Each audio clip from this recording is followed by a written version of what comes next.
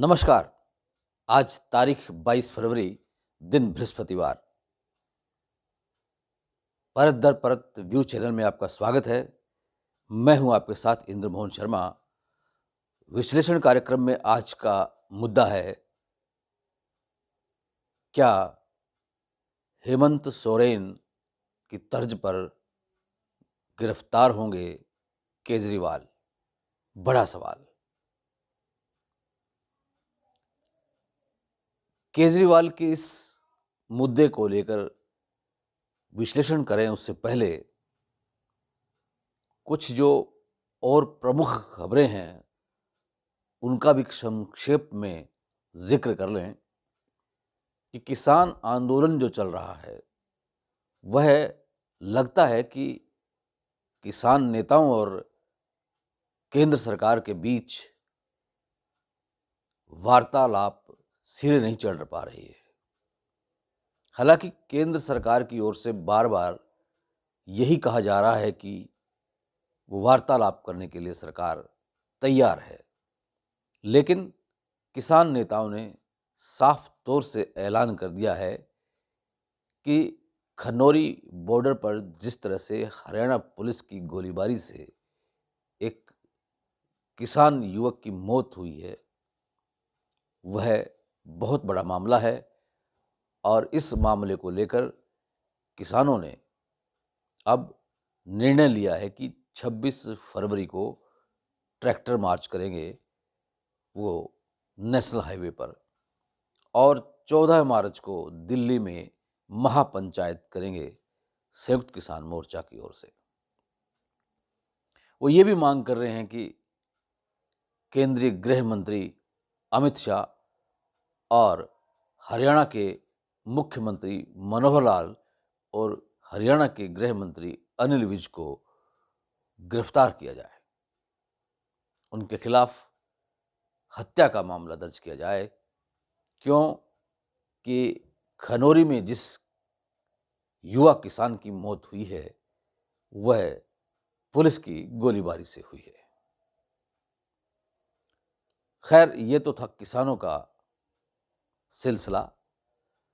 अब पश्चिम बंगाल के 24 परगना में संदेश खाली एक ऐसी जगह है जहां आदिवासी लोग ज़्यादा रहते हैं और वहां पर पिछले 45 दिनों से बवाल चल रहा है।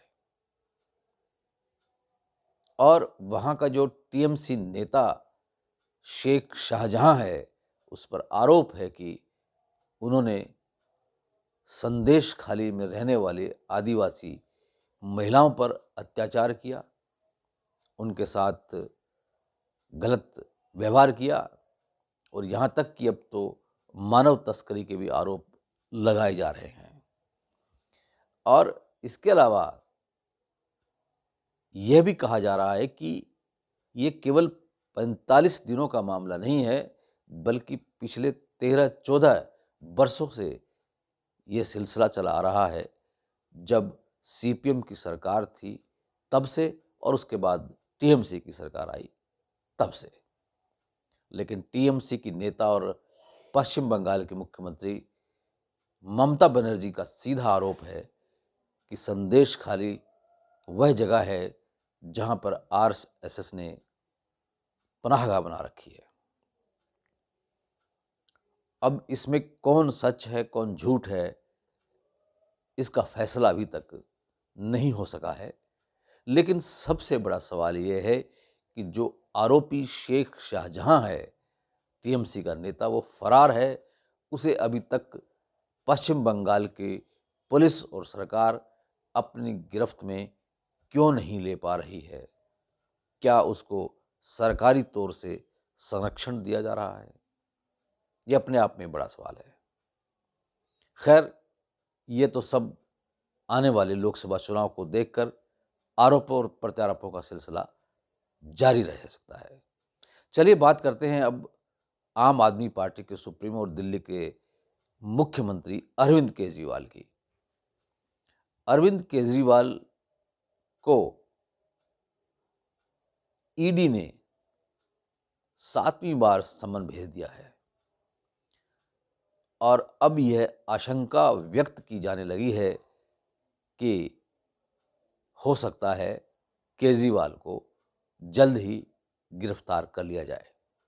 और ये आशंका दिल्ली सरकार की मंत्री आतिशी ने व्यक्त की है। आपको बता दें कि झारखंड के मुख्यमंत्री रहे हेमंत सोरेन को भी ईडी ने जमीन घोटाले के मामले में 7 बार समन भेजे थे, लेकिन वो पेश नहीं हुए। 8वीं बार जब समन गया तब जाकर के उन्होंने ईडी के दफ्तर में जाकर अपने बयान रिकॉर्ड करवाए और उसके बाद ईडी ने गिरफ्तार भी कर लिया हेमंत सोरेन को। ठीक उसी तर्ज पर अरविंद केजरीवाल का सिलसिला भी चल रहा है ईडी को लेकर। ईडी ने भी अब 7वां समन भेज दिया है शराब घोटाले के मामले में पूछताछ करने के लिए, लेकिन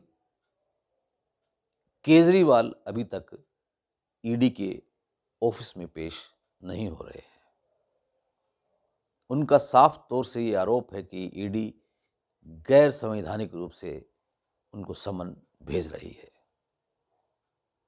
इस बीच ईडी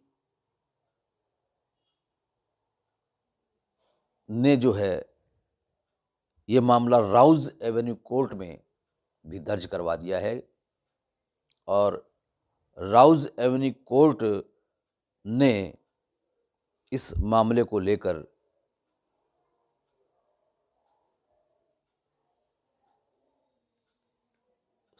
मार्च 16 को अगली पेशी के लिए बुलाया है। हालांकि इस कोर्ट में केजरीवाल ने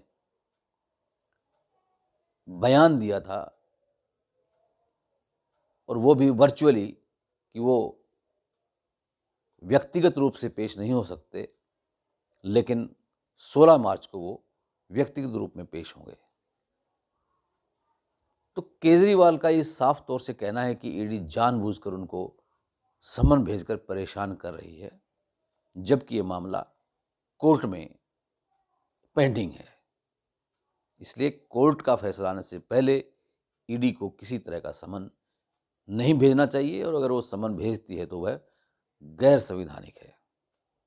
वहीं केजरीवाल के मंत्रिमंडल की मंत्री आतिशी ने आशंका जताई है कि हो सकता है अब 2 दिन में सीबीआई की तरफ से भी केजरीवाल को नोटिस जारी कर दिया जाए और 4 दिनों के भीतर हो सकता है केजरीवाल को गिरफ्तार भी कर लिया जाए। खैर, अब देखना यह है कि क्या केजरीवाल का हश्र भी हेमंत सोरेन जैसा होगा या कोई अलग करिश्मा होगा। आपको ये भी बता दें कि